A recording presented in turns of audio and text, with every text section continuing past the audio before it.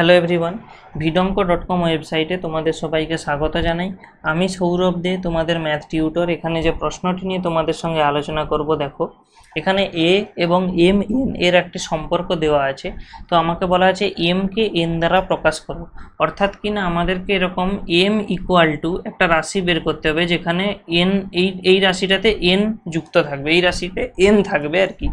তো যে রিলেশনটা দেওয়া আছে সেটা যদি দেখি, কি বলা আছে, A to the power M into A to the power N সমান A to the power M N. আমরা জানি এটা সূচকের ডাইরেক্ট ফর্মুলা, যে A to the power M into A to the power N হলে তাকে আমরা লিখি A to the power M plus N.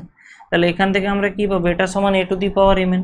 আবার আমরা জানি এরকম যে যদি এ টু দি পাওয়ার বি হয় আবার এ টু দি পাওয়ার সি হয়, এটা ইমপ্লাই করে বি সমান সি।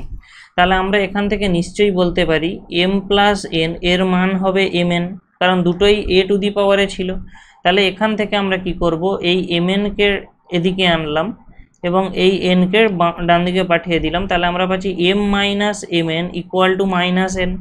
তাহলে এখান থেকে আমরা এম কমন নিয়ে নিলে আমরা পেয়ে যাচ্ছি one minus N equals to minus N. তাহলে এখান থেকে সিম্পলি এম আমরা কি পেয়ে যাচ্ছি, minus N by one minus N. এবারে দেখো ডান দিকে রিলেশনে মাইনাসটাকে আমরা সরাতে চাই, তো সেই কারণে আমরা কি করব, এই যে নিচের অংশটা ওখান থেকে মাইনাস ওয়ান কমন নিয়ে নেব। তাহলে আমরা ওয়ান মাইনাস এনের জায়গায় এন মাইনাস ওয়ান পেয়ে যাব।